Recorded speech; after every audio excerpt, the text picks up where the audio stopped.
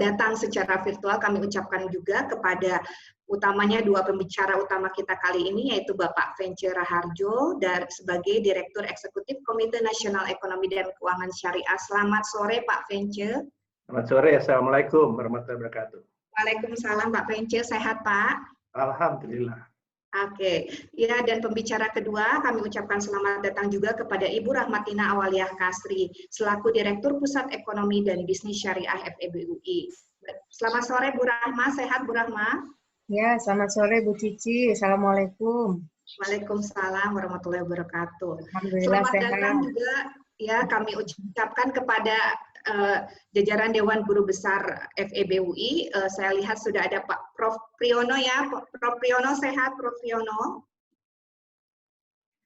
Ya, semoga sehat ya Pak ya. Dan juga teman-teman semua yang saat ini telah hadir secara virtual dalam platform Zoom kali ini.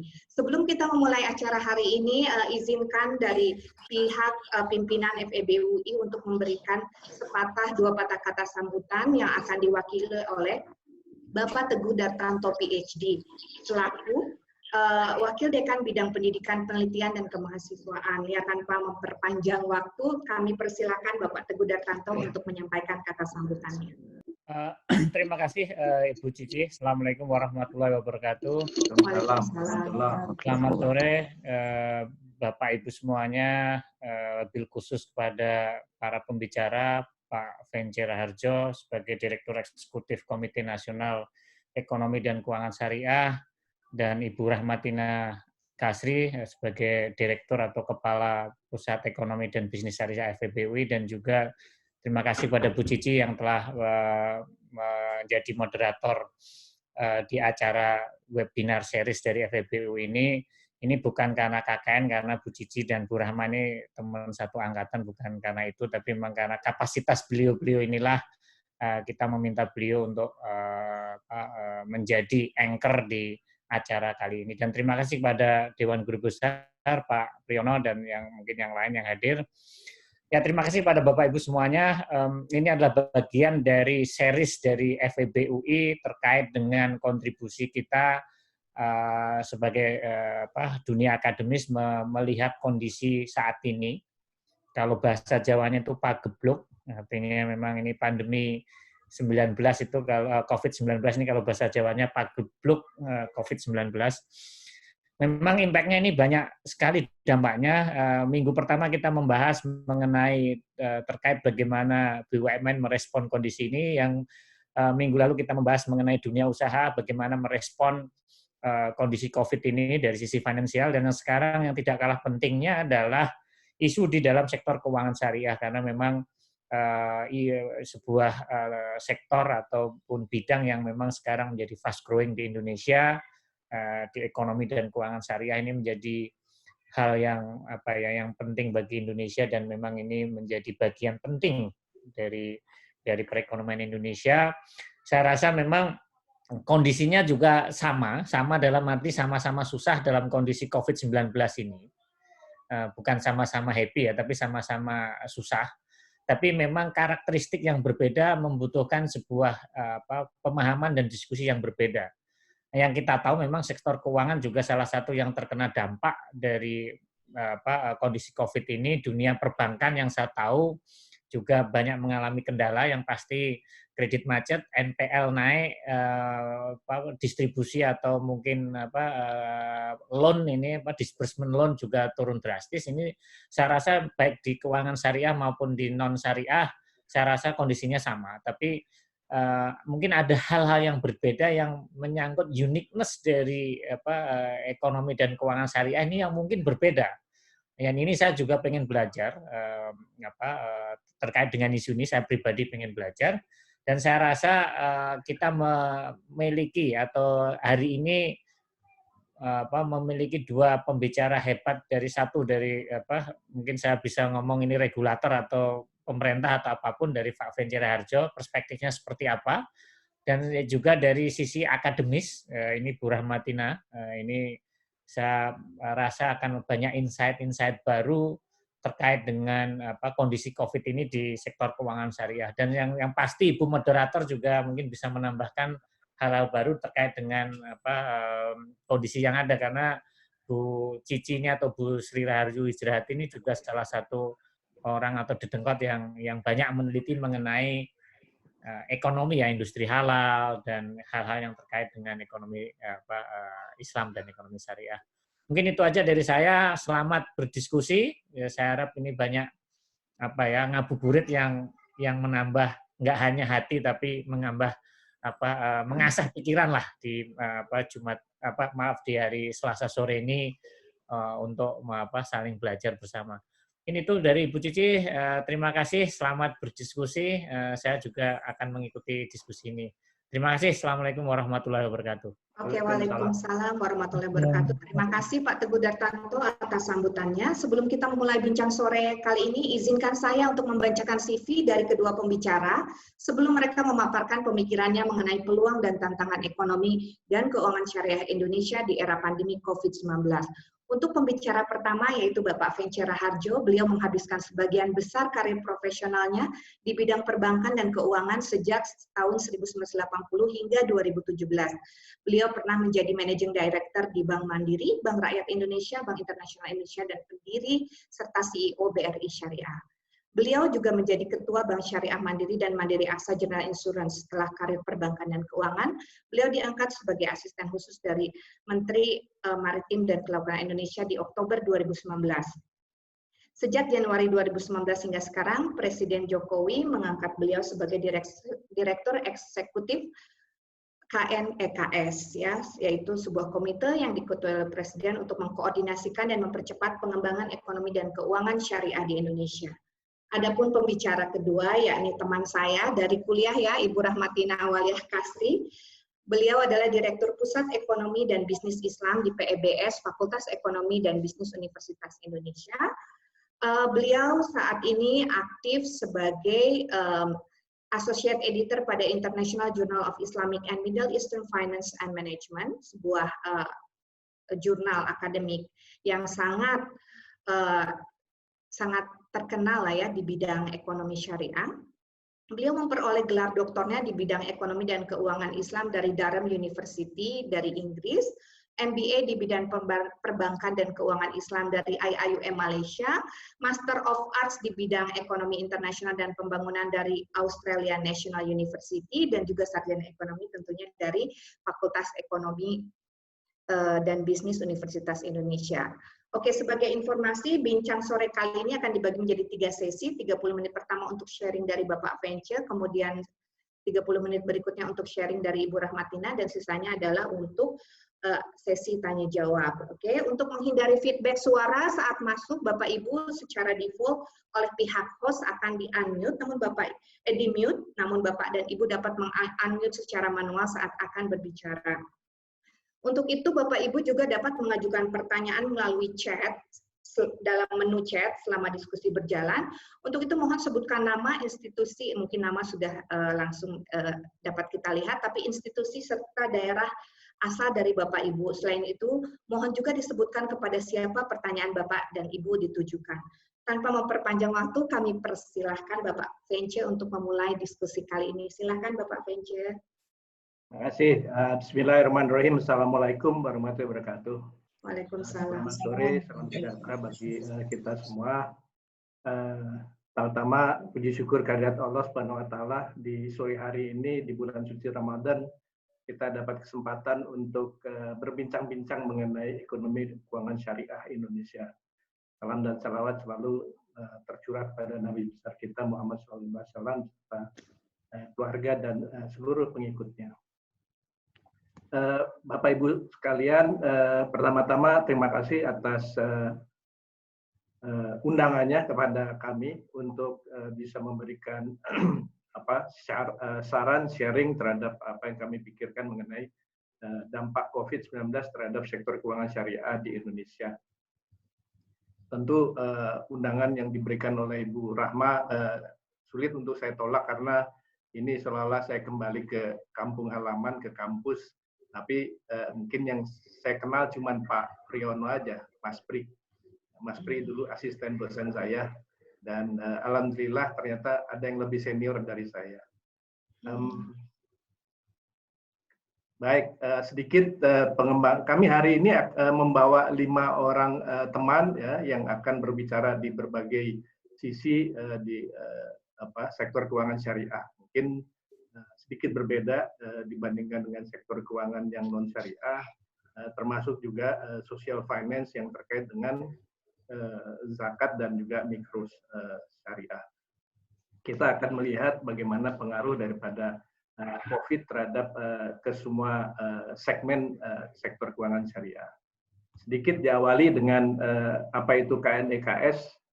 Mungkin next di KNEKS ini sebelumnya adalah Komite Nasional Keuangan Syariah dan bulan Februari yang lalu ini dirubah menjadi Komite Nasional Ekonomi dan Keuangan Syariah. Kenapa berubah? Karena diharapkan juga bukan sekedar keuangan, tetapi juga ekonomi syariah, pengembangan industri halal, sektor real dari sisi syariah juga diharapkan berkembang. Organisasinya tetap sama, tapi sekretariat daripada KNEKS saat ini dijabat oleh Ibu Menteri Keuangan dan Wakil Presiden Pak Profesor Kiai Ma'ruf Amin bertindak sebagai Ketua Harian. Next. Tugasnya tetap sama, mempercepat, memperluas, memajukan pengembangan ekonomi dan keuangan syariah. Namun tentu di dalam kondisi yang saat ini ada, mempercepat, memperluas, dan memajukan itu sedikit kita rubah karena saat ini adalah saatnya kita bertahan, tetap menjaga, jadi perluasannya mungkin kita sedikit tunda di kemudian hari. Arahnya pengembangan industri produk halal, pengembangan industri keuangan syariah tetap ada, pengembangan dana sosial syariah, dan juga karena di syariah juga diharapkan tumbuh wira swasta dari sektor syariah. Lanjut. Nah, kami melihatnya di dalam pengembangan ekonomi dan keuangan syariah di dalam satu ekosistem. Mungkin sedikit ekosistemnya kita gambarkan di sini, yaitu di mana kalau dari sisi sebelah kanannya adalah sisi pengumpulan dana dan sisi kirinya adalah sisi penggunaan dana, maka di tengahnya adalah yang kita bicarakan di hari ini, yaitu industri jasa keuangan syariah. Industri jasa keuangan syariah kita lihat mulai dari sisi penduduk yang paling miskin di bawah garis kemiskinan, kita mempunyai badan dan juga lembaga amil zakat, termasuk juga nazir wakaf, itu ada di situ. Dan kemudian untuk kelompok yang masih rentan miskin belum bankable, itu kita mempunyai lembaga-lembaga yang bekerja di bidang mikro syariah, yaitu BMT, BWM, dan sedikit di atasnya masih mikro, tetapi masih sudah mulai di atas garis bankability, yaitu kita bicara untuk nasabah-nasabah mikro yang sudah lumayan kuat, yaitu menggunakan BPR syariah dan juga fintech syariah. Selebihnya dilayani oleh perbankan syariah untuk nasabah komersial, nasabah yang memang sudah bankability-nya tinggi. Di atas itu kita harapkan kita mempunyai lembaga yang menangani project finance, menangani structured finance dalam bentuk Islamic Investment Banking yang saat ini memang perlu kita bangun di Indonesia. Nah, kalau kita lihat bahwa di dalam ekosistem ini bukan saja penduduk miskin, tetapi sampai kepada nasabah korporasi dilayani, termasuk di dalamnya pelayanan kepada pengembangan industri halal dan proyek-proyek infrastruktur pemerintah.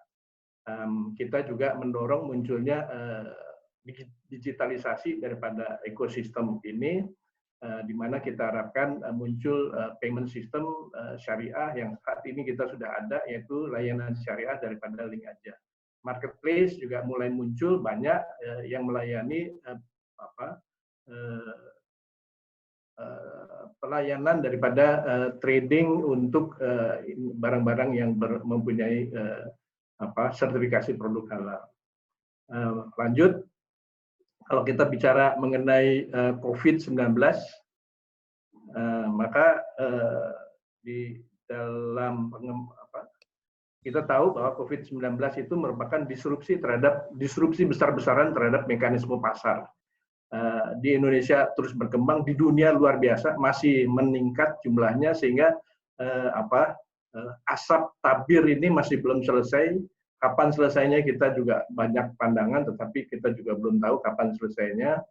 Dan kalau kita lihat apa akibat daripada ini, yang pertama, yang data keluar pertama adalah next, yaitu kita punya produk domestik bruto itu di kuartal 1 2019 turun menjadi 2,97 atau turun 40% dibandingkan dengan kuartal 1 pertama yang sama di tahun lalu, yaitu jadi 2,97. Tentu ini efeknya besar sekali. Dan ini masih belum selesai karena terlihat bahwa di kuartal 2 dan seterusnya kemungkinan penurunan daripada produk domestik bruto ini masih terjadi. Next. Lanjut. Ya, jadi terus. Nah, ini juga perubahan daripada perilaku ekonomi ya, bahwa dalam kondisi di mana ekonomi uncertainty demikian tinggi, maka penduduk baik model konsumsi akan berubah, bisnis juga akan merubah, dan kemudian tingkat juga behavior daripada pemerintah juga akan berubah.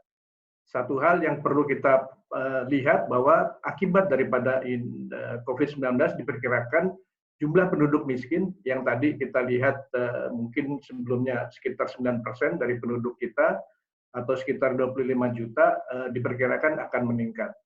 Worst case itu diperkirakan akan meningkat di sekitar 15 juta orang penduduk miskin. Pemerintah juga sudah melakukan tindakan-tindakan secukupnya, mungkin juga belum cukup, membangun social safety net, menyisihkan APBN untuk menangani dampak daripada ini sebesar 110 triliun, juga beberapa jaring daripada penanganan sosial ini juga ditambah oleh pemerintah. Tapi kemungkinan ini juga masih perlu dipertimbangkan kembali untuk penambahannya. Next. Ya, kemudian kita akan masuk mulai dari sektor bagaimana dampak COVID-19 di sektor dana sosial. Kami melihat bahwa sektor dana sosial ini menjadi sesuatu yang perlu kita tingkatkan, kita perlu transformasi di dalam kondisi ini, karena ini menjadi kebutuhan untuk membangun social safety net menjadi sangat besar. Saya persilahkan, saya mengajak Mas Urip Budiarto untuk mempresentasikan. Silakan Mas Urip, 5 menit. Baik, terima kasih Pak Vence. Izin moderator mendampingi Pak Vence, saya bicara mengenai dampak sosial ya di sektor dana sosial. Secara umum kalau hari ini kita melihat bahwa kalau sektor ketiga, sektor sosial tanpa diminta sudah bergerak langsung untuk berinteraksi dengan masyarakat, baik para mereka yang terdampak maupun juga bagaimana menggalang kepedulian masyarakat untuk bisa peduli terhadap yang terdampak akibat COVID ini. Jadi kalau kita identifikasi, alhamdulillah rekan-rekan di sektor zakat dan wakaf ini hari ini sudah melakukan beragam aktivitas, dan kita identifikasi dalam 3 klaster. Ada klaster terkait penanganan ODP, PDP, dan jenazah, ya. Kemudian klaster pencegahan serta bantuan APD, serta klaster sosial ekonomi masyarakat terdampak. Nah, arah ke depannya sepertinya rekan-rekan di lembaga zakat ini akan lebih fokus pada aspek sosial ekonomi, mengingat kesehatan sudah lebih banyak masuk peran pemerintah hari ini dan sudah lebih lebih besar fokus yang diberikan kepada sektor kesehatan. Nah, dan next, dari sisi dampaknya terhadap sektor dana sosial, sebenarnya juga dialami seperti halnya kita sudah melihat dampak di beragam sektor hari ini. Ada gangguan teknis di...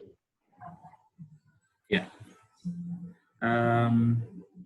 Jadi Lembaga Zakat dan Filantropi Islam ini didiskusi dalam 2 minggu terakhir setelah teridentifikasi. Memang ada lembaga zakat yang mengalami kenaikan, tapi beberapa di daerah itu sudah mengalami penurunan antara 10-30%. Nah, sebenarnya dampak ini terjadi karena mobilitas warga akibat PSBB, termasuk amilnya juga harus work from home, sehingga mobilitas aktivitasnya jadi lebih sulit untuk di aspek penggalangan dananya. Kemudian di daerah juga lebih dominan masyarakat itu cenderung berdonasi secara face to face, sehingga untuk mengelola digital fundraising satu sisi menjadi tantangan tersendiri, dan ekonomi masyarakat secara umum juga sudah mulai terdampak sehingga juga mulai mengurangi disposable income untuk disedekahkan ya. Meskipun ini dinamika yang masih dilihat karena kabarnya kan kalau semakin susah itu keinginan bersedekah juga semakin bertumbuh gitu. Tapi hari ini kita melihat masih dalam tahapan identifikasi sudah mulai terjadi penurunan. Dan yang berikutnya adalah mengenai dampak shock COVID juga itu bisa membuat Amil terdampak penyakit atau terjangkit COVID-19. Maka di beberapa lembaga dan juga di forum zakat misalnya itu sudah mulai mencanangkan gerakan jaring pengaman lembaga zakat untuk membantu lembaga zakat yang kecil supaya bisa terdampingi melalui kolaborasi program sehingga tidak lebih parah arus cash flow yang mengalami penurunan karena COVID, serta mendorong juga untuk optimalisasi digitalisasi zakat. Nah, di KNEKS dan juga rekan-rekan di lembaga zakat dan wakaf hari ini bicara mengenai optimalisasi ZIS, dan bicara optimalisasi ZIS memang tentu kalau secara ekosistem ini masih punya banyak tantangan. Kita melihat dana sosial itu kalau kita bicara kebutuhan, alokasi 110 triliun dari pemerintah tentu masih belum cukup ya, apalagi ditambah dengan naiknya jumlah penduduk miskin. Sementara kalau kita melihat standar kehidupan layak adalah 772.000 ini menurut hak kifayah Basnas. Maka 10 triliun penghimpunan zakat setahun itu sangat jauh untuk bisa berkontribusi signifikan dibanding kebutuhan dana sosial per tahun dibutuhkan itu 350 triliun. Nah ini identifikasinya bisa jadi kita sudah sama-sama memahami bahwa hari ini kita melihat jangkauan dan layanan organisasi pengelola ZIS masih terbatas. Ya. Lembaga zakat resmi itu baru 70-an, kemudian Basnas sudah 500-an daerah, hampir seluruh kabupaten kota sudah ada, tapi relatif fokusnya masih zakat ASN dan belum mampu secara optimal meraih amanah dari masyarakat secara baik, maka ini masih terbatas. Kemudian kecenderungan 80% masih menyalurkan zakat secara langsung. Kemudian juga kita melihat data sektor sosial ini relatif masih cukup rendah untuk bisa dikelola datanya.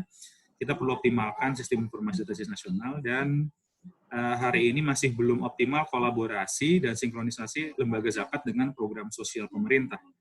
Tentu kalau ini bisa maka akan sangat baik. Baik, yang terakhir adalah KNEKS merekomendasikan pengelolaan zakat berbasis wilayah, ya, sehingga kita berharap sebenarnya selain bisnis proses yang ada, kita ingin ada sebuah pola organisasi yang cukup masif, terstruktur dan juga kolaboratif di level RT RW dan koordinasi di level kelurahan.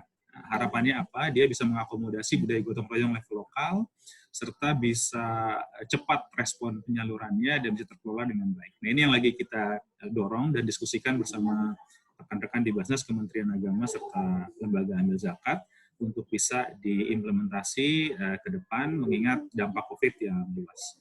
Nah ini dari Direktur Dana Sosial. Mungkin silakan Pak, lanjutkan. Terima kasih Mas Urip. Selanjutnya Mas Bagus Aryo di bidang mikro syariah, silakan.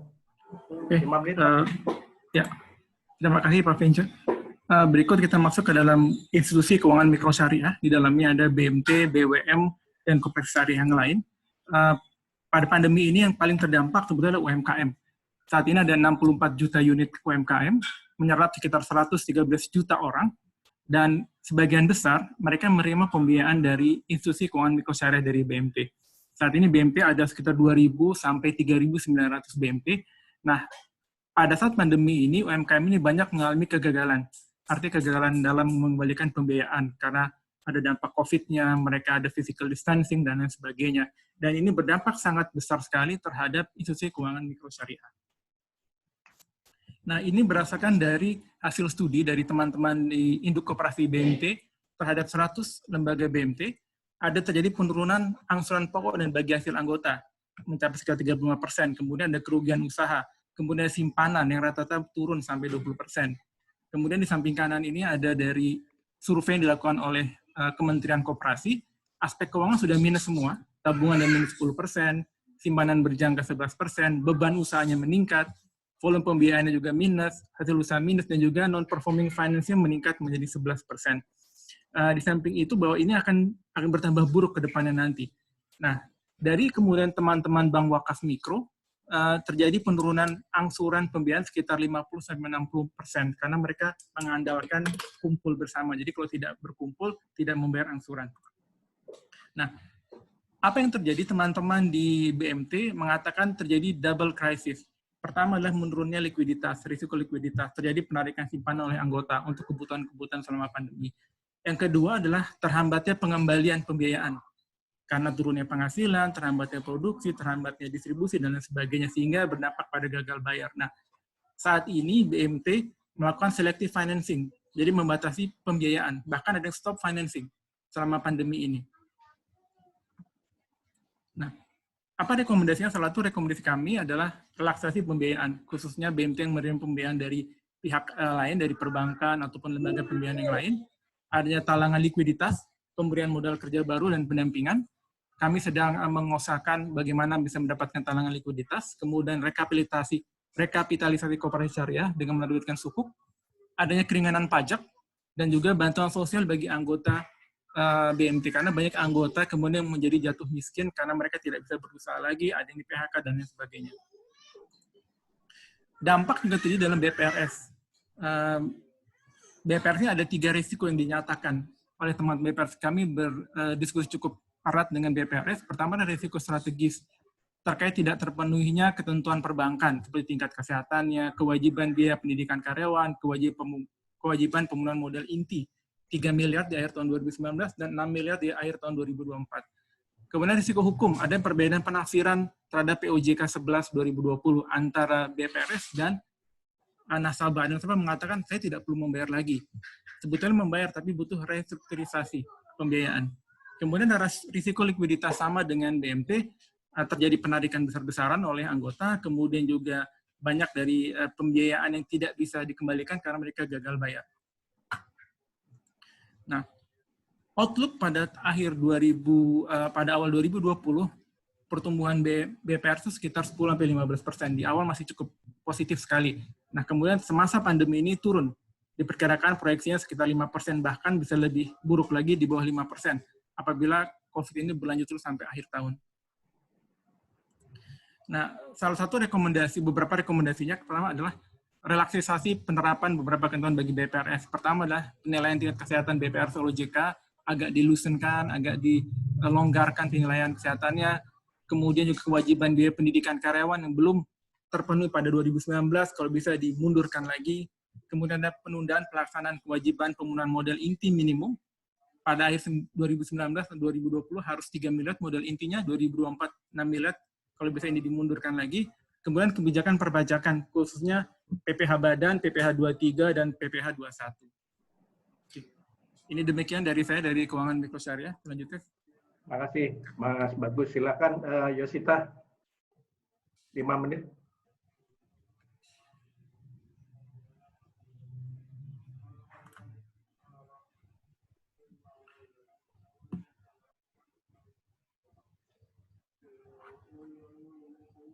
Yosita. Halo, ya. Oh, ya. Maaf, tadi ke-mute. Oke, ya, ini kondisi slide yang OJK nggak ada ya. Jadi di rapat dengar pendapat DPR Komisi 11 dan OJK, Pak Wimbo Santoso itu menyatakan bahwa pertumbuhan kredit itu akan di 1-2% saja sampai di tahun 2020 ini. Yang menurun dari prediksi sebelumnya di kisaran 4-6% berdasarkan kondisi di 30 April 2020, OJK mengeluarkan proyeksi bahwa pertumbuhan kredit secara keseluruhan, baik bank konven maupun bank syariah itu ada di 1%.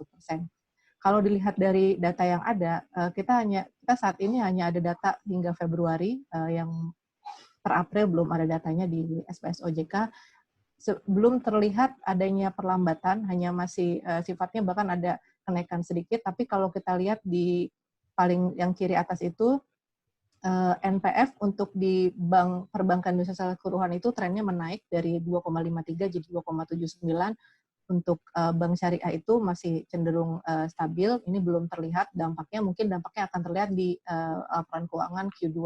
Untuk CAR untuk bank umum konvensional juga ada tren menurun dari 23,4 menjadi 22,3. Untuk bank umum syariah ini dia masih belum terlihat dampaknya. Nah, jadi di yang bawah sebelah kiri itu ada pembiayaan BUS dan UUS. Ini sesuai di Februari itu belum terlihat penurunan, masih terlihat flat ya. Dengan asumsi tadi bahwa pertumbuhan hanya 1 hingga 2%, maka di Desember 2020 diproyeksi pembiayaannya ini akan tumbuh 1-2% rata-rata. Next. Nah, dari sektor-sektor yang dibiayai oleh perbankan secara keseluruhan, kita bagi menjadi 3 kategori, ada yang high impact, ada medium impact, ada low impact.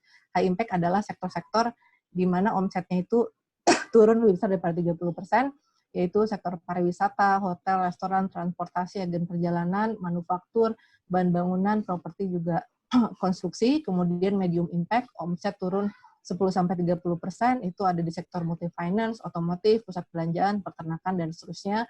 Kemudian low impact, yang omsetnya turun kurang dari 10%, itu ada di sektor kemasan, e-commerce, pembangkit listrik, alat kesehatan, makanan pokok, distribusi, essential goods, dan IT atau communication. Nah, dari data yang ada, pembiayaan oleh perbankan syariah ini mayoritas disalurkan pada sektor bukan lapangan usaha, yaitu 81 triliun itu untuk pemilikan rumah tinggal, serta 55 triliun untuk pemilikan peralatan rumah tangga, termasuk multiguna. Nah, namun Bank Syariah juga punya portfolio di perdagangan besar dan eceran, serta konstruksi, yang dimana ini secara impact dia high impact. Kemudian juga ada industri pengolahan, medium impact. Jadi sektor nasabah-nasabah Bank Syariah itu ada di medium ke high impact atas COVID ini. Next.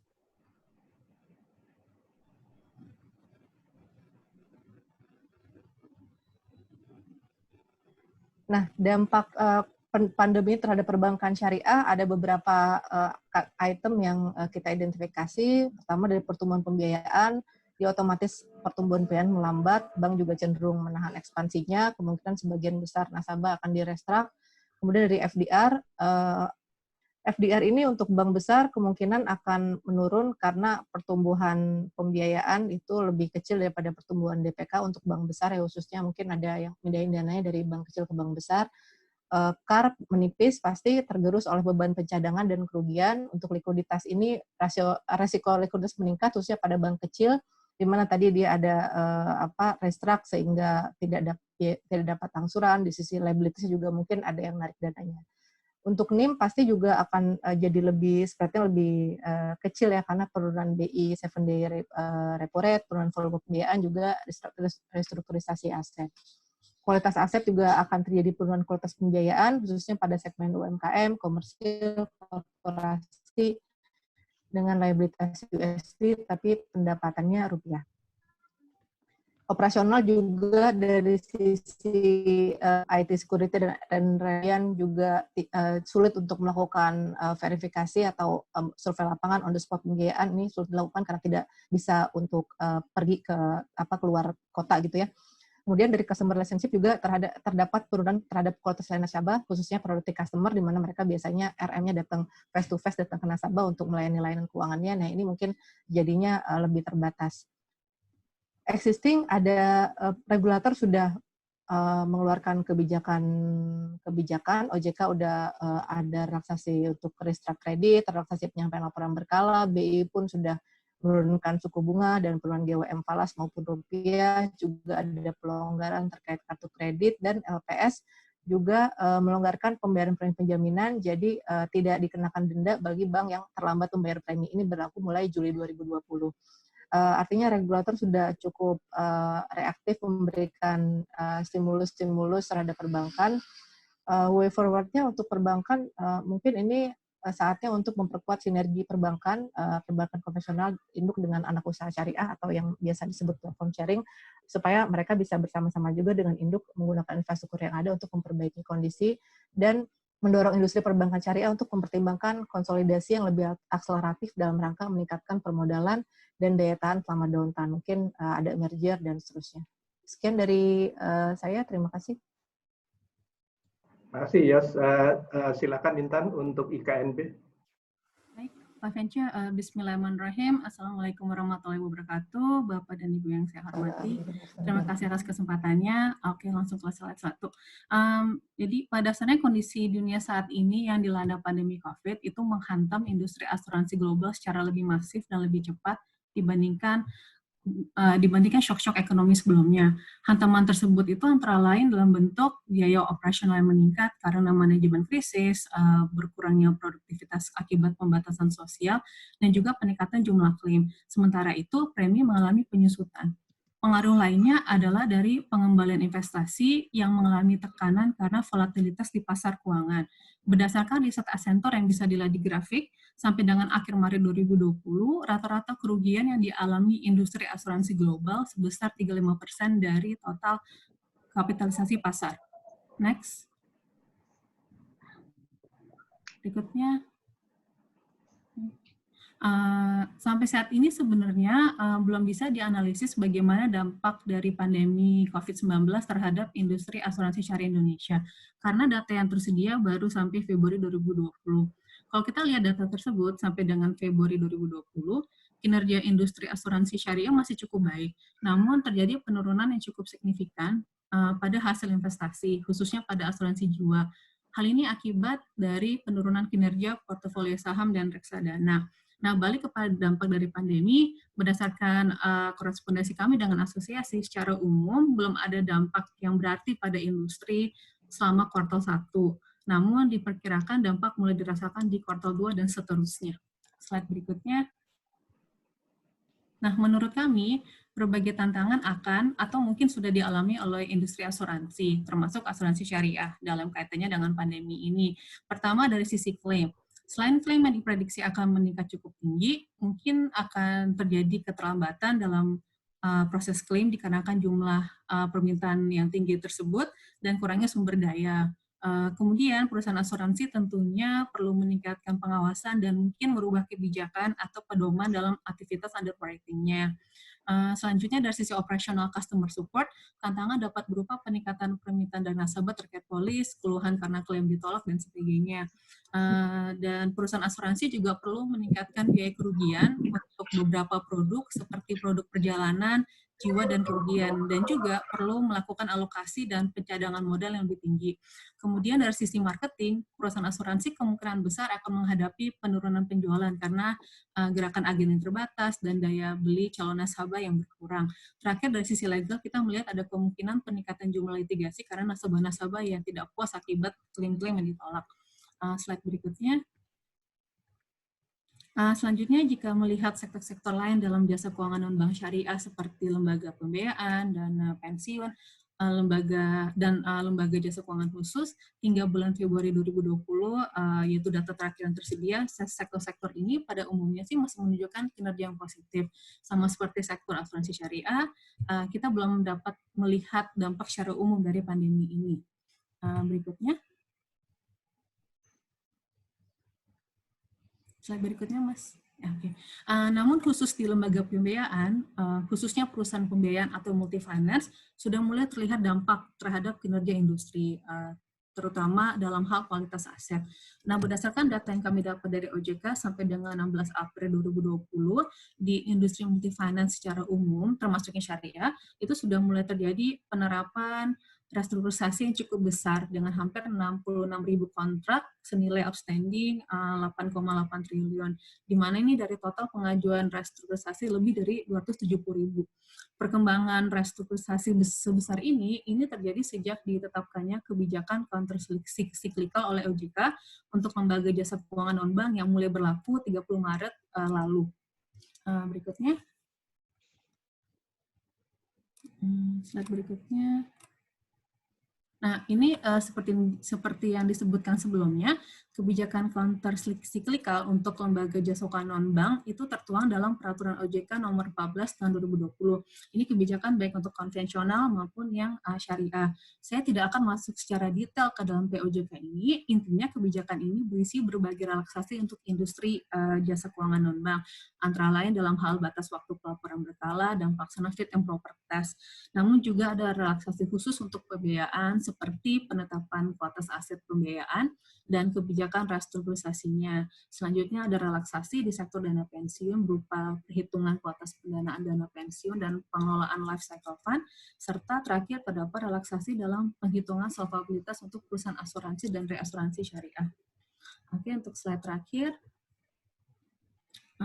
Berikutnya, terakhir dalam menghadapi dampak pandemi COVID-19, industri keuangan syariah termasuk jasa keuangan non-bank syariah tentu perlu melakukan berbagai strategi untuk tetap survive. Salah satu langkah penanggulangan adalah memanfaatkan secara baik paket-paket stimulus yang disediakan pemerintah atau regulator. Paket stimulus seperti kebijakan seperti peraturan OJK yang disebutkan sebelumnya dapat mengurangi beban dari bisnis syariah, termasuk keuangan syariah yang tentunya terkena dampak dari penyebaran COVID-19 ini. Selain itu, perusahaan perlu melakukan berbagai penyesuaian, misalnya perusahaan asuransi menyesuaikan cadangan estimasi kerugian atas dana tabarunya, serta memberikan support yang baik kepada nasabah, contohnya dalam bentuk penundaan pembayaran premi. Namun, dunia usaha termasuk sektor keuangan syariah perlu menyiapkan diri untuk dampak jangka panjang dari penyebaran COVID-19. Maka way forward bagi industri keuangan syariah, termasuk jasa keuangan non-bank syariah, adalah secara internal perlu penguatan kebijakan yang fokus kepada solvensi, solvabilitas, dan pengaturan cash flow. Terakhir, dengan kondisi new normal ini, proses digitalisasi sudah harus dan harus diperkuat sebagai kualitas layanan kepada nasabah dan juga sebagai jalur distribusi.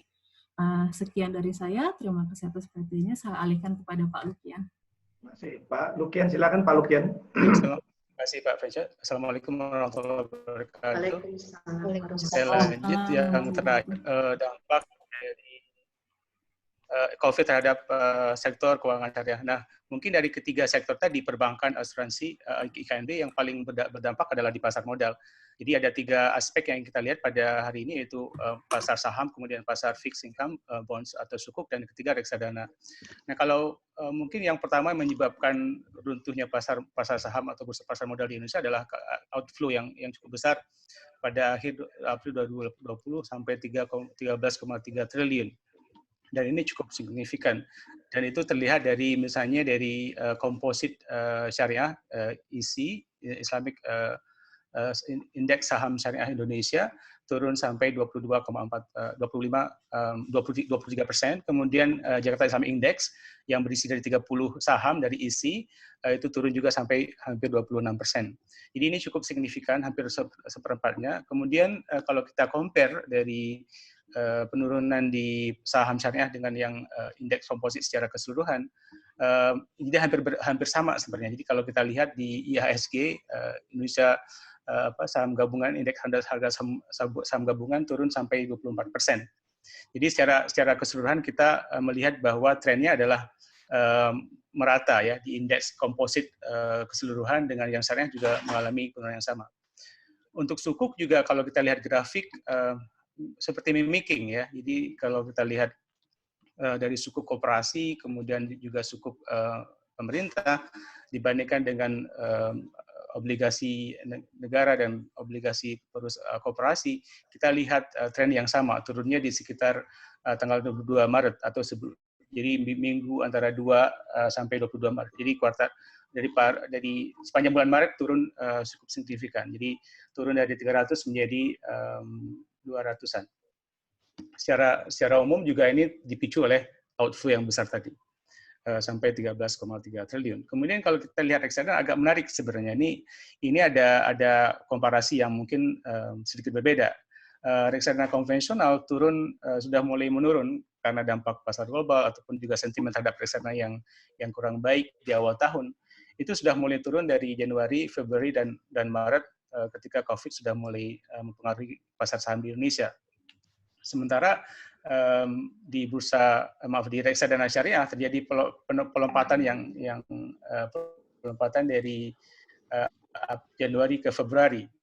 Salah satu sebabnya barangkali ada perpindahan dari migrasi atau transfer investasi dari konven ke syariah untuk di bulan Januari Februari. Namun di bulan Maret terjadi lagi penurunan karena melihat underlying asuransi syariah juga sebagian besar di saham. Jadi ketika saham turun pasti reksadana juga turun. Kemudian dari skenario 3 tren ini kita merekomendasikan 3 hal di next slide, maaf. Kalau kita lihat existing regulasi bagi emiten sudah ada payung hukum, sudah ada relaksasi dan insentif yang diberikan oleh pemerintah, termasuk misalnya untuk bagi emiten dia diperbolehkan untuk buyback. Ini mungkin akan sangat bermanfaat dan didorong oleh Kementerian BUMN misalnya untuk supaya emiten-emiten BUMN untuk buyback sahamnya. Karena ini juga untuk meningkatkan atau mereplace outflow yang dari investor asing. Ini juga untuk menambah likuiditas di pasar. Kemudian juga saham yang bisa di buyback juga 20% dari modal investor. Di samping itu juga pelaporan juga ada relaksasi diperbolehkan 2 bulan setelah tanggal deadline pelaporan. Kemudian juga untuk transaksi sendiri di bursa sudah ada kebijakan untuk kalau misalnya saham naik atau turun 5%, langsung ada perdagangan yang ditunda selama 30 menit. Kemudian juga pelarangan transaksi social link yang pasti sudah berlaku. Dan juga auto rejection untuk transaksi yang di luar batas. Nah, yang ingin kita sarankan untuk pasar modal selama COVID dan pasca COVID adalah pertama tata kelola. Kita berharap ada penguatan aspek tata kelola pengelolaan pasar modal syariah, terutama sekali dari kepatuhan dalam hal kepatuhan syariah untuk misalnya untuk emitennya, kemudian juga untuk isuan sukuk dan juga pengelolaan reksadana. Yang kedua yang tidak kalah penting adalah literasi dan inklusi. Ini yang barangkali menyebabkan kita sebenarnya meskipun kita sudah berkembang, sudah tumbuh sebelum COVID cukup tinggi inklusi keuangan di pasar modal, tapi ini masih belum cukup karena kita masih tergantung dengan investor asing. Kita lihat misalnya dari outflow yang 13 triliun langsung pasar turun 25%. Nah, ini kita perlu pasar deepening untuk memperkuat pasar modal dalam negeri dari investor asing. Padahal kita punya tingkat saving rate domestik yang 30-40%. Jadi ini bisa dimanfaatkan untuk pasar modal syariah khususnya. Kemudian yang terakhir adalah seleksi daftar efek syariah. Kalau dilihat di isi indeks saham itu ada 403 saham. Dan kalau dilihat satu persatu tidak semuanya juga kalau kita lihat kriterianya masih kriteria yang masih bisa dikatakan masih longgar untuk bisa masuk ke DES ini. Nah, ini mungkin perlu kita review ulang apakah DES ini harus lebih ketat misalnya supaya bisa mensaring saham-saham dari emiten yang tidak reputable misalnya yang bisa menyebabkan indeks atau sentimen pasar turun karena beberapa saham ini. Itu dari pasar modal. Terima kasih. Saya kembalikan. Assalamualaikum warahmatullahi wabarakatuh. Waalaikumsalam warahmatullahi wabarakatuh. Terima kasih Pak Lukian. Saya kembalikan kepada Bu Cici. Oke, terima kasih Pak Fece. Di Zoom Group Chat sudah ada 4 penanya, tapi mungkin kita simpan dulu, kita dengarkan paparan dari Ibu Rahmatina terlebih dahulu. Silakan Bu Rahma. Ya, terima kasih banyak Bu Cici.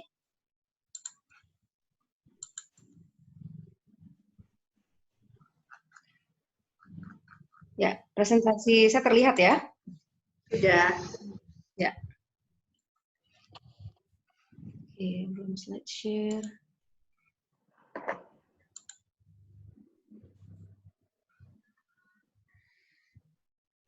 Ya, bismillahirrahmanirrahim. Assalamualaikum warahmatullahi wabarakatuh. Assalamualaikum warahmatullahi wabarakatuh.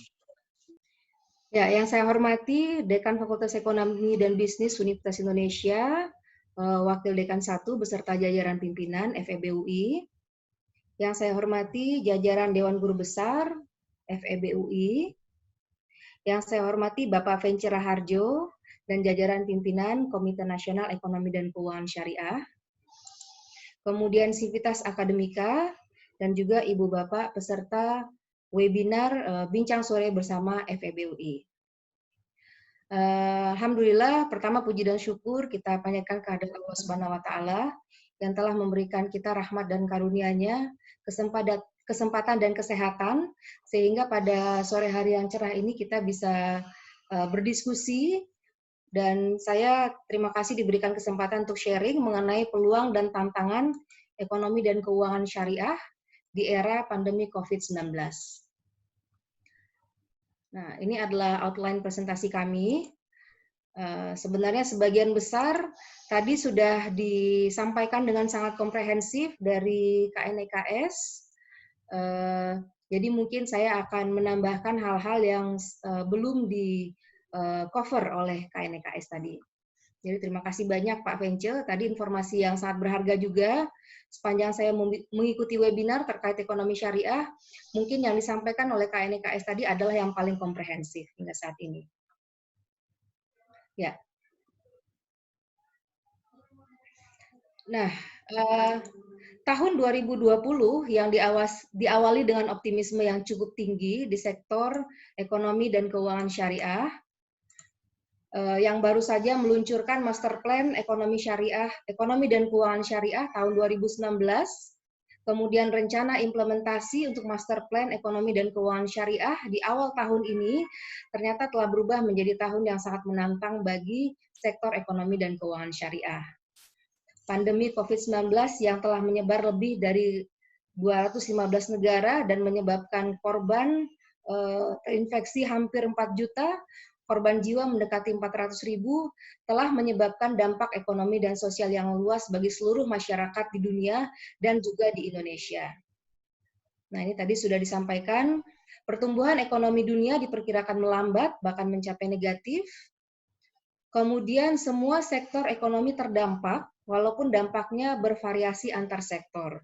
Jadi ada potensial losers seperti travel dan tourism, aviation dan maritim, dan juga ada potensial winners seperti medical supplies and services, food processing and retail, kemudian ICT dan juga e-commerce. Di Indonesia sendiri dampaknya bisa kita rasakan langsung, dan secara makro pertumbuhan ekonomi diperkirakan bisa berkurang drastis, malah bisa negatif dalam skenario yang sangat berat. Angka kemiskinan juga meningkat drastis, ada pertambahan sekitar 3,7 juta, pengangguran juga meningkat karena pandemi COVID-19. Jadi dampaknya mikro dan makro. Mikro tadi mungkin sudah disampaikan oleh KNEKS. Dalam hal ini kita tentunya mengapresiasi pemerintah Indonesia yang telah mengeluarkan berbagai kebijakan, antara lain kebijakan yang sifatnya umum seperti PSBB, Social Physical Distancing, yang intinya pemerintah menjamin kesehatan masyarakat, melindungi masyarakat beresiko dan dunia usaha. Kemudian juga ada kebijakan terkait dengan anggaran, perbankan, serta stimulus dan perpajakan. Nah, bagaimana dengan ekonomi dan keuangan syariah? Nah, ini adalah kondisi sebelum COVID ya. Jadi sebelum kita lihat dampaknya, kita lihat dulu kondisinya sebelum COVID. Dan sebelum kita melihat, ada pepatah mengatakan bahwa kalau tak kenal maka tak sayang, begitu. Kita sudah berbicara mengenai ekonomi syariah, tentunya harus tahu terlebih dahulu apa sih yang dimaksud dengan ekonomi syariah, apa nilai-nilai dalam ekonomi syariah, karena ini nanti akan memberikan rambu-rambu bagi kita. Bagaimana menyusun kebijakan ataupun rekomendasi yang sesuai dengan tujuan dari ekonomi syariah itu sendiri. Jadi paling kurang ada 4 nilai dasar dalam ekonomi syariah terkait dengan kepemilikan, keadilan dalam usaha dan konsumsi, kebersamaan dalam kebaikan dan kemaslahatan, serta keseimbangan dalam pertumbuhan. Beberapa poin yang penting adalah bahwa ekonomi syariah mendorong manusia untuk berusaha meningkatkan kesejahteraan, tetapi tidak diperbolehkan melakukan transaksi yang bersifat maghrib, yaitu maisir atau judi, kemudian gharar atau spekulasi, riba, dan tadlis atau penipuan, serta tidak memperbolehkan mengakumulasi kekayaan yang berlebihan. Kemudian ekonomi Islam justru menganjurkan untuk menafkahkan sebagian hartanya untuk kepentingan bersama, melalui tadi zakat, infak, sedekah, dan wakaf. Kemudian juga ada nilai tolong-menolong dalam kebaikan dan kompetisi yang berdasarkan pada kerjasama dan maslahat. Pertumbuhan ekonomi adalah hal yang penting dalam ekonomi syariah, tetapi yang tidak kalah pentingnya adalah keseimbangan, kesejahteraan spiritual, duniawi, dan kelestarian alam. Dan kesejahteraan didasarkan kepada maqasid al-syariah. Nah, maqasid al-syariah ini sendiri adalah sebuah konsep yang awalnya dikemukakan oleh Imam Al-Ghazali sekitar tahun 1100, di mana maqasid syariah atau tujuan syariah adalah melindungi 5 aspek, yaitu din atau agama, kemudian nafs atau jiwa, nasal atau keturunan, akal atau intelek, dan mal atau harta. Dan pada akhirnya untuk mewujudkan falah, yaitu kesejahteraan di dunia dan juga di akhirat. Nah, maqasid al-syariah diwujudkan melalui pemenuhan 3 jenis kebutuhan, yaitu kebutuhan daruriyah atau primer, kebutuhan hajiyah, dan kebutuhan tahsiniyah, di mana prioritasnya adalah pemenuhan needs atau kebutuhan dan bukan wants atau keinginan. Jadi ini konsep yang berbeda. Kalau kebutuhan tanpa barang atau jasa tersebut kita tidak akan bisa hidup. Tapi namanya keinginan itu tidak terbatas. Nah, ini relasi antara maqasid dan ekonomi syariah. Secara global, ekonomi syariah tumbuh dengan sangat baik pada saat ini. Sekitar 1,8 juta masyarakat muslim di dunia, miliar ya. Sekitar 27% penduduk dunia itu melakukan spending sekitar 2,2 triliun dollars yang diperkirakan meningkat sebesar 6,2% setahun dan tumbuh menjadi 3,2 triliun by 2024. Nah, ini adalah sektor-sektor yang masuk ke dalam ekonomi dan keuangan syariah, antara lain halal food, kemudian modest fashion, media dan recreation, Muslim friendly travel, halal pharmacy and cosmetic, serta Islamic finance. Dan Indonesia, alhamdulillah, berkat dukungan dari pemerintah, masyarakat, dan terutama dari KNEKS ya, itu telah berada pada saat ini di peringkat ke-5 dalam Global Islamic Economic Indicator. Nah, maaf ini muncul terus di depan. Oke. Ya. Nah, sebelum pandemi COVID-19, tadi data yang lebih komprehensif sudah disampaikan oleh KNEKS, perkembangan ekonomi syariah sebenarnya sangat menjanjikan, termasuk dari sektor Ziswaf mengalami pertumbuhan terus, kemudian keuangan syariah, kondisi kesehatannya relatif memiliki tren positif, rasio kecukupan modalnya tinggi, malah di atas ketentuan regulator, kinerja profitabilitas membaik, dan NPF relatif stabil. Tetapi dengan adanya pandemi COVID-19 ini, ekonomi syariah tentunya juga terdampak. Dan secara umum, ini beberapa pemberitaan ya terkait dengan dampak COVID-19. Dan kalau kita menggunakan analisa maqasid al-syariah, maka dapat dilihat bahwa semua unsur maqasid syariah itu terkena dampak pandemi. Secara mikro maupun makro, dampaknya kurang lebih sama dengan yang dirasakan oleh perekonomian secara nasional. Dari sektor atau aspek agama, ada pembatasan kegiatan keagamaan, kemudian dari aspek jiwa mulai ada gangguan kejiwaan gitu ya, stres juga ketakutan karena tingkat kriminalitas yang tinggi, kemudian juga akses terhadap pendidikan yang terbatas, dan dari aspek nasal mulai menurun populasi orang tua dan orang yang rentan, serta ada potensi peningkatan kelahiran baru post COVID-19 nanti. Nah, oke. Nah, ini adalah dampak COVID-19 terhadap ekonomi dan keuangan syariah. Kurang lebih hampir sama dengan yang disampaikan oleh KNEKS. Kami melihat bahwa di sektor Ziswaf ada penurunan basis muzaki atau pembayar zakat. Pada saat yang bersamaan, jumlah mustahik, yaitu orang-orang penerima zakat, fakir miskin terutama, itu meningkat drastis. Nah, di sisi lain, kami juga melihat adanya peningkatan minat masyarakat untuk bersedekah. Ini mungkin sesuatu yang selama ini tidak terlalu menjadi perhatian ya, tetapi selain zakat dan wakaf, sebenarnya potensinya besar. Untuk industri halal sendiri, dampaknya bervariasi tergantung dari jenis industri, tetapi secara umum terjadi penurunan permintaan masyarakat terhadap produk dan jasa halal dan juga berkurangnya produksi secara agregat. Kemudian ada perubahan pola produksi dan model bisnis dari offline menjadi online, terutama UMKM, dan juga yang lebih makro menurunnya skala usaha, keuntungan, dan pengangguran. Nah, dari sisi keuangan komersial, dapat dilihat dari sisi aset quality, likuiditas, resiko bank, simpanan nasabah, pembiayaan yang lebih selektif, serta menurunnya keuntungan dan skala usaha. Jadi kurang lebih tadi sama, ya, dampak terhadap sektor keuangan komersial. Dari sisi aset quality, terdapat potensi peningkatan NPF yang cukup besar. Dari sisi likuiditas, liquidity mismatch-nya cukup tinggi, di atas 20%. Kemudian bank syariah yang masuk kelompok buku dan 1 rentan terhadap guncangan likuiditas, karena rendahnya core deposit dan mahalnya cost of fund. Nah, tapi ini yang menarik, sebenarnya bank syariah karena karakteristiknya yang mengutamakan pembiayaan berbagi hasil, jadi dengan adanya produk funding berbasis bagi hasil, bank syariah sebenarnya telah memiliki natural hedging, di mana cost of fund menyesuaikan dengan pendapatan bank syariah. Tapi yang perlu diwaspadai adalah displaced commercial risk, yaitu perpindahan ke institusi lain yang menawarkan keuntungannya lebih. Nah, ini potensinya besar karena bagi hasil yang kurang kompetitif, antara lain ya karena dampak dari COVID-19. Nah, di pasar modal, semua indeks menunjukkan tren penurunan, termasuk indeks saham syariah Indonesia dan juga Jakarta Islamic Index.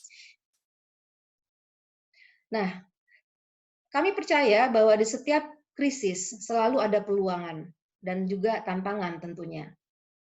Nah, ini juga pemberitaan-pemberitaan juga menunjukkan ke arah sana, malah sekarang kita dipercaya dalam kondisi yang dinamakan dengan new normal. Ada perubahan dalam perilaku konsumen dan juga produsen, dan juga pemerintah saya pikir. Nah, sekurang-kurangnya ada 4 mega shift ya, perubahan yang terjadi dalam masyarakat. Pertama, terkait konsumen ya terutama. Pertama, stay at home lifestyle. Ada gaya baru dalam masyarakat. Gaya baru tinggal di rumah dengan aktivitas working, living, playing, praying. Nah, ini akibat dari COVID-19. Kedua, muncul emphatic society. Jadi banyaknya korban terdampak, baik korban jiwa maupun yang terdampak ya secara ekonomi akibat COVID-19, melahirkan masyarakat yang lebih empati, lebih ulas asih dan syarat solidaritas sosial. Ketiga, konsumen mengalami go virtual. Karena menghindari kontak fisik yang berlebihan dengan manusia, maka konsumen beralih menggunakan media virtual atau digital. Dan yang terakhir, ada fokus ke bottom of pyramid.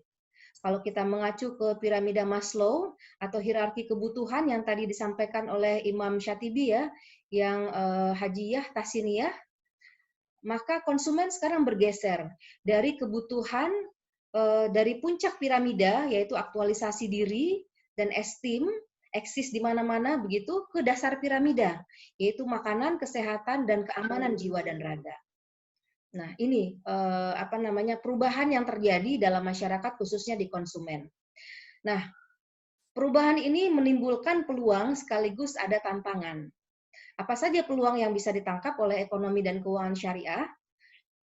Pertama, munculnya nilai-nilai dan dorongan positif atau positive forces tadi, seperti gotong royong, saling membantu, konsumsi yang tidak berlebihan, work-life balance, dan meningkatnya kesadaran beragama, ini berpotensi memperkuat penerapan nilai-nilai dasar ekonomi syariah, termasuk visi mengedepankan atau mencapai kesejahteraan sosial. Nah, ini yang pertama. Jadi ini terkait dengan Maqasid Al-Syariah tadi ya.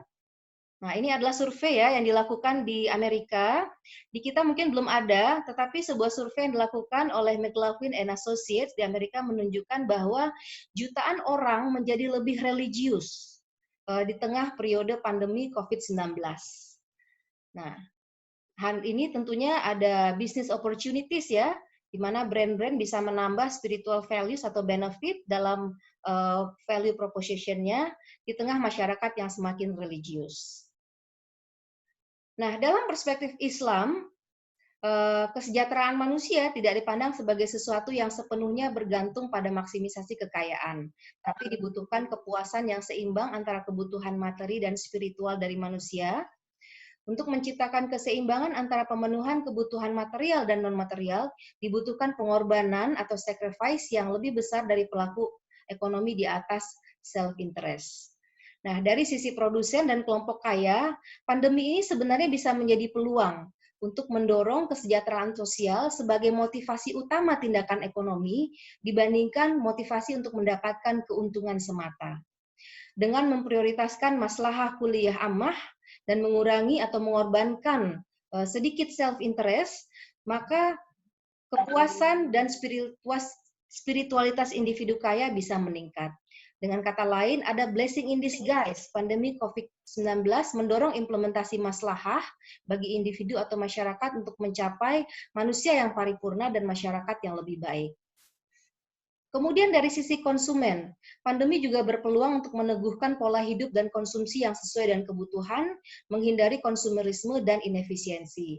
Masyarakat sebaiknya menjauhi konsumsi komoditas yang berbahaya dan tidak bermanfaat seperti minuman keras, rokok, judi, mendorong konsumsi yang memperhitungkan hubungan sosial dan masyarakat. Fokuslah pada barang-barang yang paling penting dan dibutuhkan dalam kehidupan, yaitu barang yang halal dan thayyib. Kemudian juga masyarakat sebaiknya menekan pemborosan dan menghapus kesia-siaan dalam mengkonsumsi. Nah, berarti ini terkait dengan yang kedua, meningkatnya kesadaran akan pentingnya gaya hidup yang halal dan thayyib, termasuk konsumsi yang tidak berlebihan, yang sehat dan ramah lingkungan. Kemudian juga meningkatnya peluang bisnis, terutama yang berbasis e-commerce. Tadi kita sudah lihat yang potensial losers dan juga potensial winners ya. Ini adalah kesempatan untuk mengembangkan halal farmasi misalkan. Selama ini ketika kita berbicara mengenai obat-obatan atau katakanlah vaksin, itu hampir atau setahu saya belum ada vaksin yang halal. Nah, ini adalah sebuah kesempatan untuk mengembangkan vaksin halal ya, dan juga obat-obatan yang berbasiskan kepada halal dan thayyib. Kemudian juga ini adalah peluang untuk memperkuat positioning dan implementasi ekonomi syariah, termasuk implementasi model integrasi ekonomi syariah. Nah, ini ada artikel dari InSafe ya, bahwa ini adalah saatnya bank syariah, Islamic banks atau lembaga keuangan syariah untuk menunjukkan bahwa mereka merupakan value-based intermediaries, bahwa mereka bukan hanya lembaga keuangan yang mencari keuntungan, tetapi juga mempertimbangkan value yang lebih luas, membantu masyarakat yang terdampak begitu ya, empower communities melalui financial solution yang memberikan positive impact, dan juga menggunakan ZSWAF, mengintegrasikan ZSWAF dengan keuangan komersial Islam dalam rangka mengurangi dampak COVID-19. Nah, ini tantangannya kurang lebih sama ya tadi.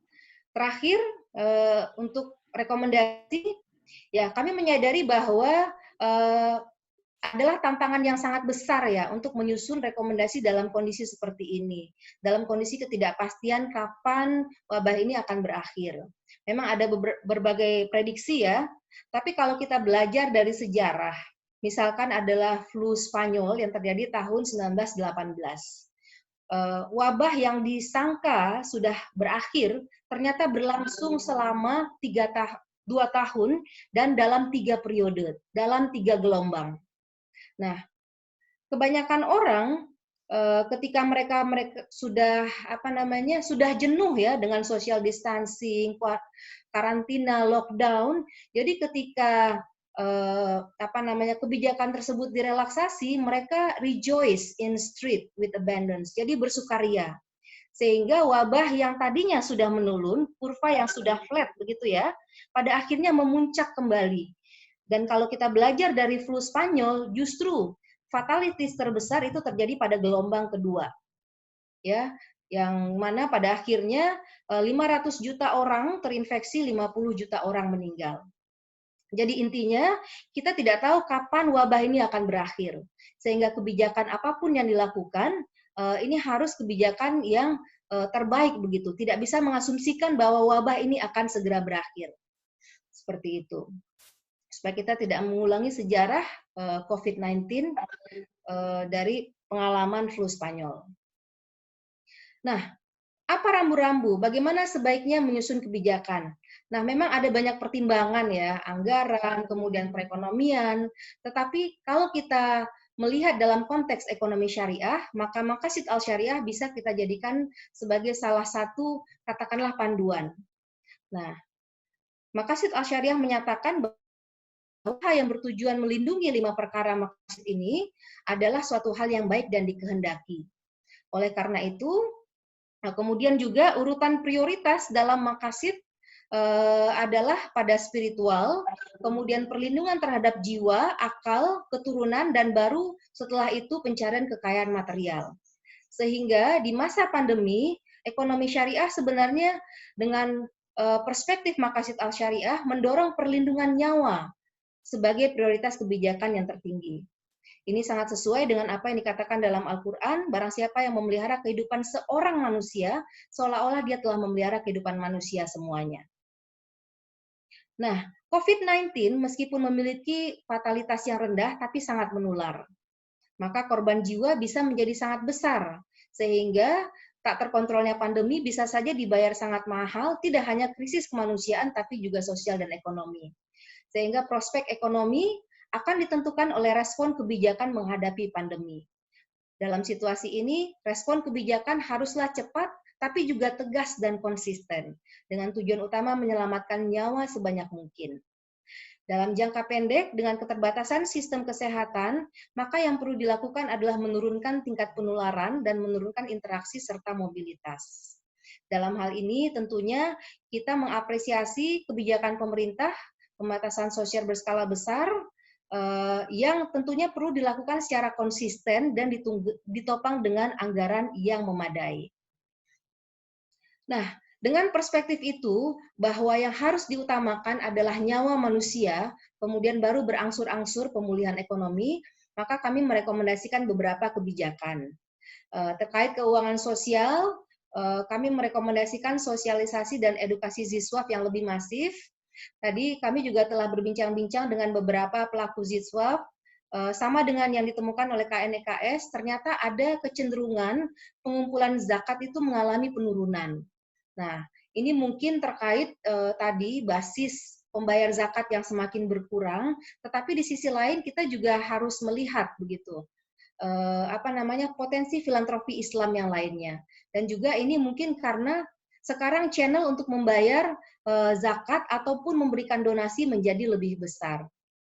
Sehingga perlu sosialisasi dan edukasi Ziswaf yang lebih masif, khususnya untuk sektor atau ke lembaga formal.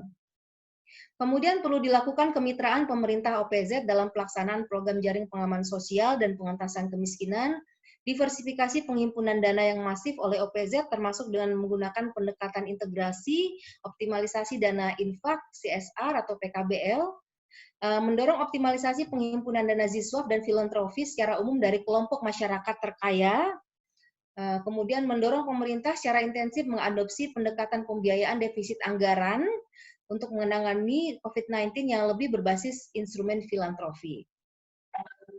Ya, ini kami juga melakukan simulasi sederhana ya. Memang dengan potensi zakat yang ada sekarang itu masih belum bisa bahkan untuk menurunkan kemiskinan. Dengan angka 10,1% itu baru bisa mengatasi kemiskinan 0,29%.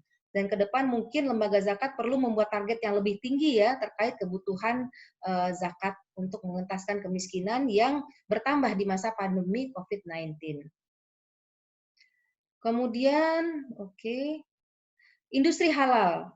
Nah, ada beberapa rekomendasi kebijakan, antara lain keringanan pajak bagi pelaku industri halal yang terkena langsung dampak COVID-19, insentif fiskal bagi industri padat karya, yang mempertahankan atau menciptakan lapangan kerja baru, terutama di sektor halal, mempermudah izin produksi, memastikan ketersediaan bahan baku bagi industri yang vital, memundurkan pelaksanaan kewajiban sertifikasi halal. Ini sudah diwajibkan mulai akhir tahun 2019, walaupun memang bertahap ya. Kami merasa mungkin ini perlu dievaluasi lagi dan mungkin perlu diundurkan pelaksanaan kegiatannya karena kondisi yang tidak memungkinkan. Kemudian memperbanyak konten media yang sesuai dengan syariah. Nah, ini adalah survei dari McKinsey ya, bahwa Indonesian plans to increase the time they spend consuming on digital media, including news, video, and social. Jadi kebijakan work from home, study from home, prayer from home ini akan mengakibatkan exposure terhadap media lebih tinggi, sehingga konten media yang sesuai dengan syariah perlu menjadi semakin besar. Kemudian meningkatkan literasi teknologi kepada pelaku usaha di sektor industri halal, mengembangkan konten halal virtual tourism, dan mendorong inovasi di sektor industri halal, terutama makanan dan minuman, serta farmasi halal. Nah, ini saya pernah membaca sudah ada sukuk yang dikeluarkan untuk mendanai pengembangan vaksin halal. Nah, ini kalau tidak salah Prof. Iswandi Jaswir ya yang mengemukakan dalam sebuah webinar sekitar 2 minggu yang lalu. Ini tentunya suatu hal yang sangat baik.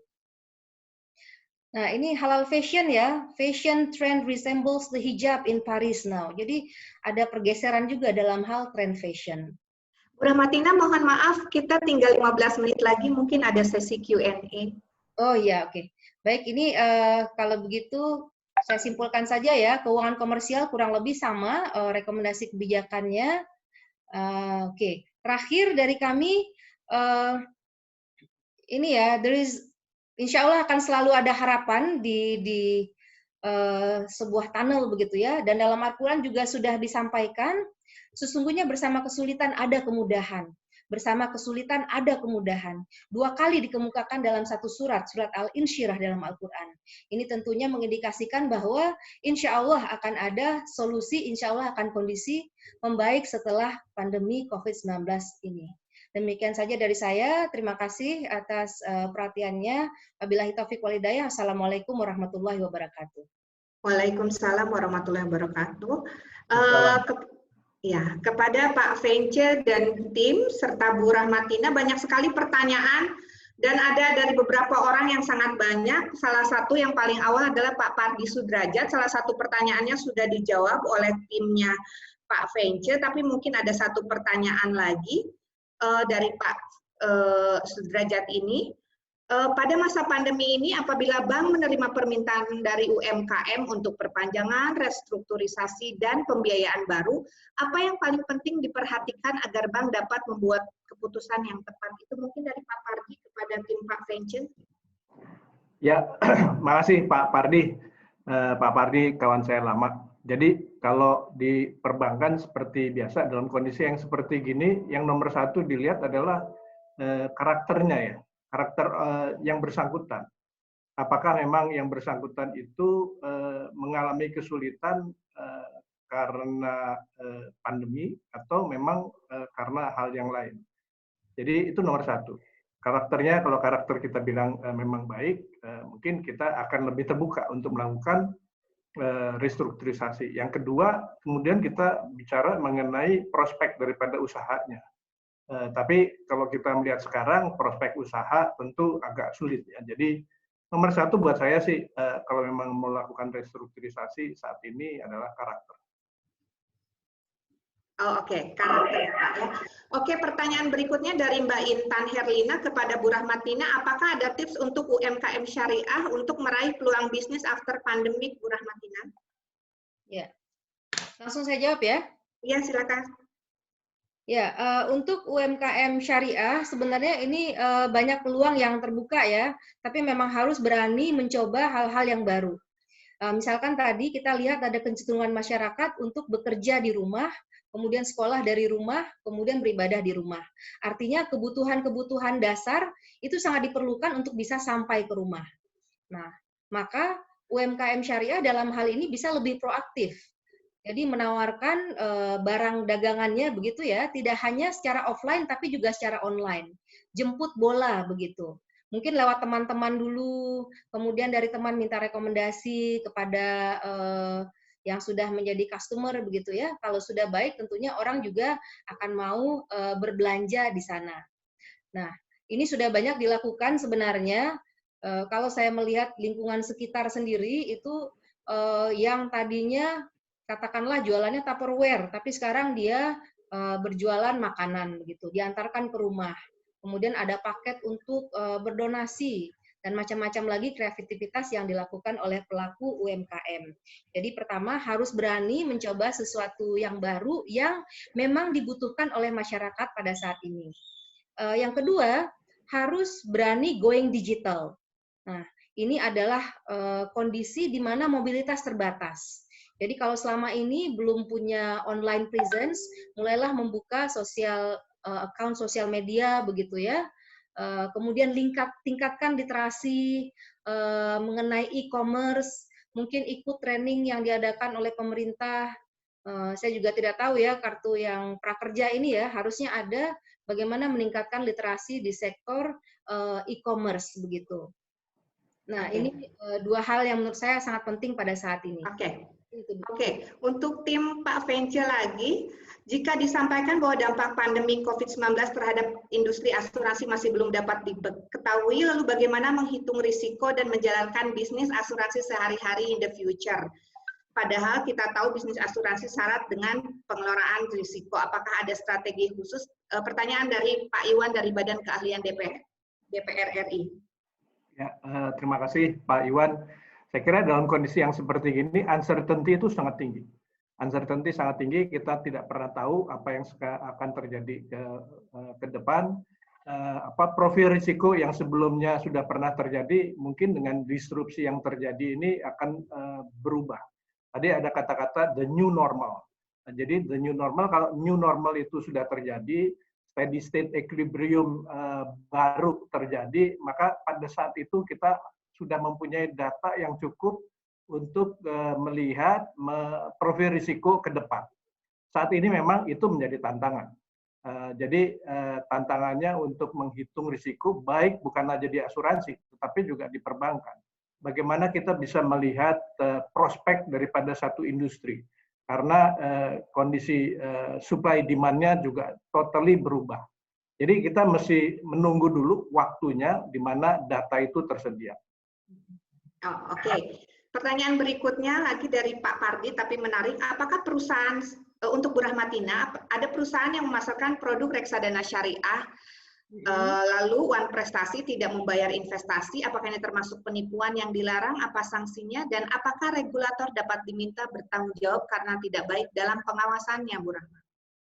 Ya, kalau kita berbicara mengenai reksadana syariah ya, di situasi COVID-19 ini, memang kita lihat banyak yang tidak mampu membayar investasi nasabahnya. Jadi bukan karena mereka tidak mau membayar, bukan karena mereka berniat untuk menipu, tapi karena kondisi ekonominya yang menyebabkan keuntungan yang tadinya mereka harapkan dari katakanlah tempat mereka berinvestasi, sektor real, apa begitu ya, tetapi tidak bisa dipenuhi. Nah, dalam hal ini menurut saya ini tidak termasuk penipuan, karena ini adalah force majeure, kondisi yang tidak terduga sebelumnya. Nah, apakah ada sanksinya? Dalam kondisi force majeure ini, ya sulit juga ya memberikan sanksi. Malah kalau kita lihat pemerintah yang ada, pemerintah memberikan stimulus. Jadi bagaimana supaya ada relaksasi kewajiban pembayaran terhadap hal-hal seperti ini. Kemudian dalam konteks ekonomi syariah sebenarnya ini adalah periode di mana yang namanya saling tolong menolong, saling pengertian begitu ya, dan saling membantu itu harus dikedepankan. Jadi yang terdampak mungkin juga harus memaklumi hal ini, tidak diinginkan juga, dan mungkin pemerintah bisa membantu memberikan stimulus yang lebih besar lagi ya, supaya yang terdampak tidak terdampak dengan terlalu buruk seperti itu. Oke, pertanyaan berikutnya dari Wawan Kurniawan dari BPS. Pak Vence dan Bu Rahma, kita tahu inflasi Mei 2020 sebesar 0,08% merupakan inflasi terendah pada saat menjelang Ramadan. Bagaimana pandangan Bapak Ibu terhadap kondisi rendahnya inflasi pada masa pandemik dan pada saat Ramadan ini? Apakah rendahnya inflasi ini berdampak baik terhadap aktivitas ekonomi syariah atau sebaliknya? Ya, inflasi yang serendah itu mungkin menunjukkan bahwa sudah mulai tanda-tanda adanya deflasioner ya, suasana yang deflasioner, di mana aktivitas ekonomi memang menurun, terus kemudian memang proses pembentukan harga juga agak sulit terjadi, sehingga harga-harga pada dasarnya menjadi stabil ya, stabil secara semu ya, secara semu karena memang tidak terjadi transaksi. Dan misalnya kita bicara mengenai properti, tidak ada transaksi di sana. Kita bicara mengenai perdagangan mobil, hampir tidak ada perdagangan mobil di sana. Sehingga deflasi ini menunjukkan bahwa aktivitas ekonomi memang sangat rendah saat ini. Dan apakah ini baik untuk kondisi Ramadan?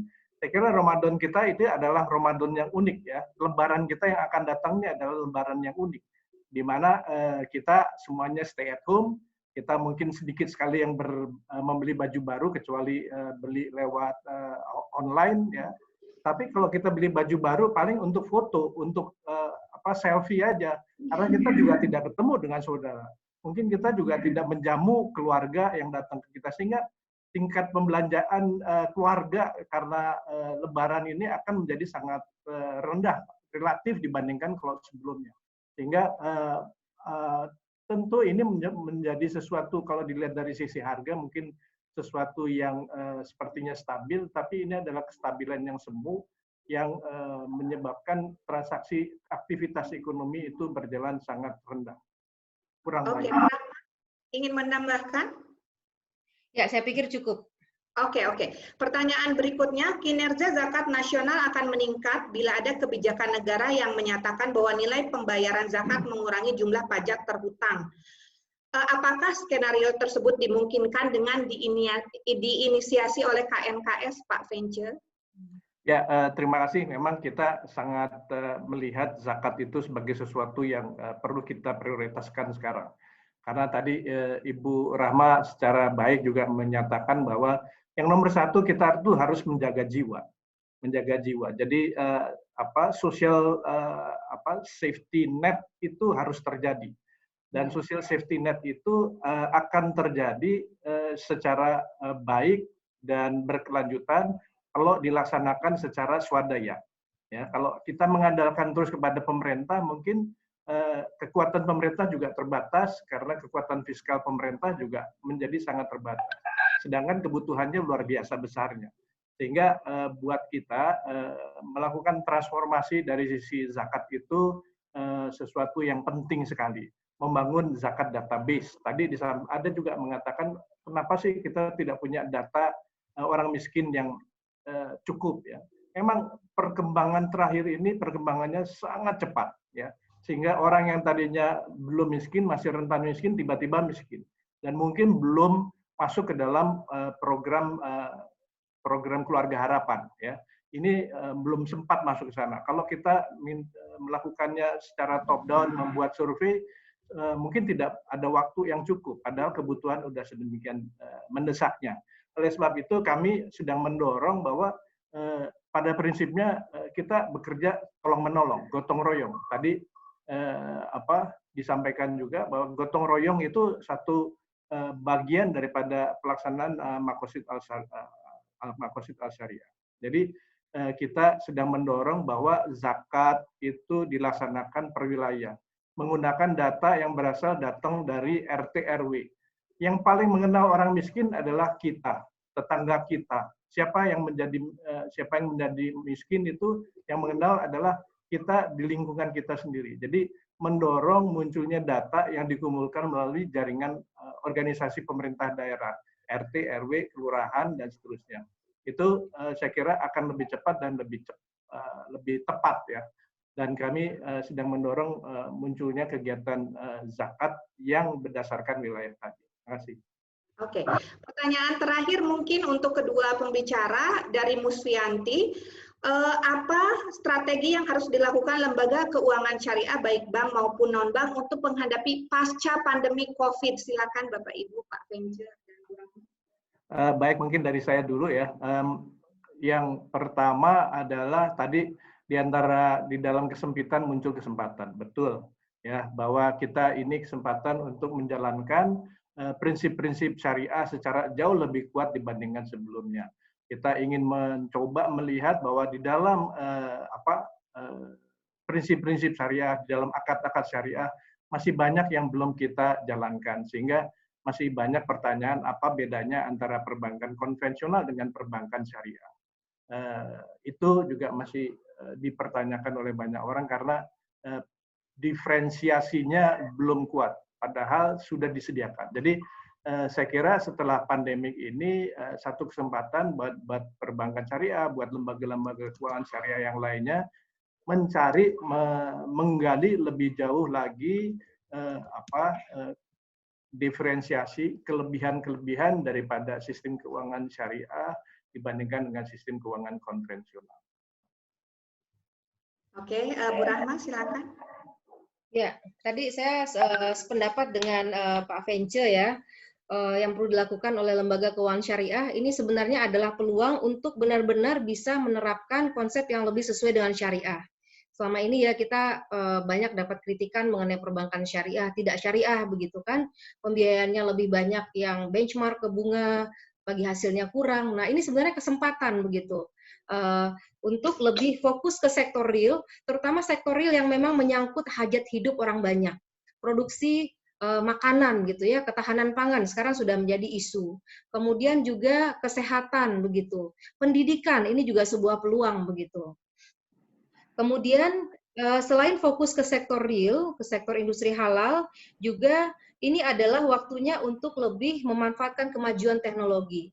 Nah, tadi ada salah satu pertanyaan ya, saya lihat terkait mengenai fintech.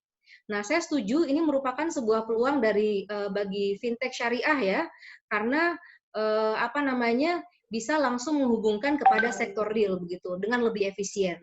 Tapi tentunya nanti harus ada pengawasan yang sesuai dari pemerintah dan juga dari regulator yang terkait sehingga hal yang baik ini jangan sampai justru mengakibatkan kerugian kalau misalkan ada penipuan dan seterusnya.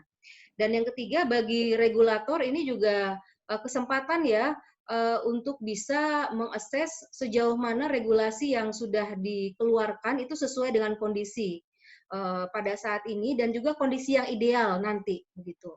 Mungkin pada saat ini pembiayaan yang sifatnya berbagi hasil belum banyak begitu, atau yang namanya displace commercial risk belum terlalu tinggi. Nah, kira-kira bagaimana ini bisa menyikapi kalau nanti begitu diarahkan lebih banyak pembiayaan berbagi hasil begitu ya.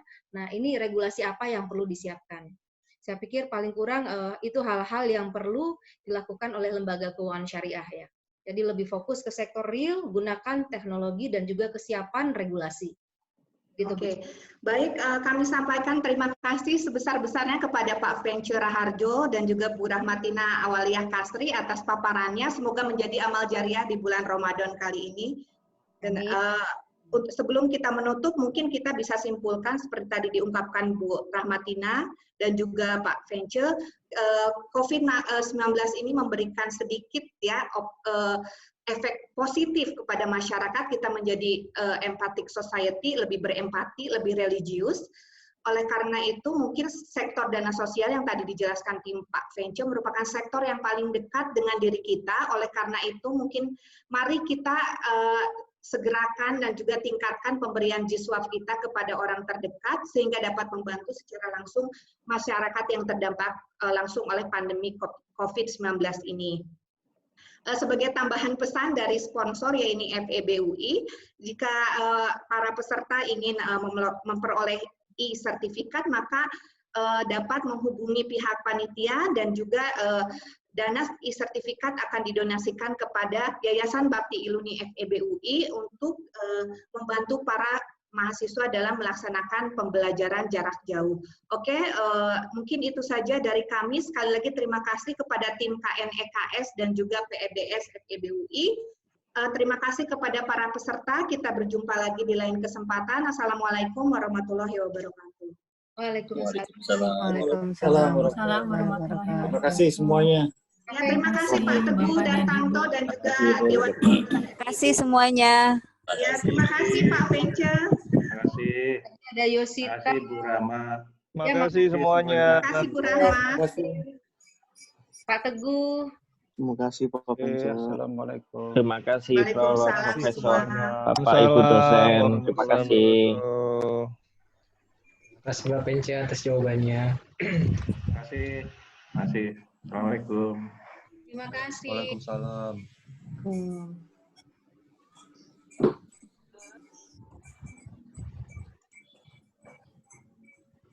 Oke, selamat sore semua. Saya tutup room-nya.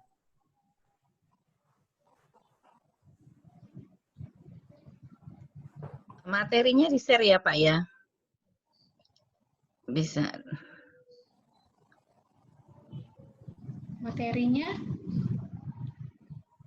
Materinya dikirim lewat email atau bagaimana ya Pak? Nanti bisa ditanyakan ke panitia, Bu. Ke Mbak Rini atau ke Tarini. Ke Mbak Rini ya? Iya. Ya. Anjih. Terima kasih Pak. Sama-sama Ibu. Anjih. Terima kasih Pak. Ya. Iya. Oke, selamat sore semua.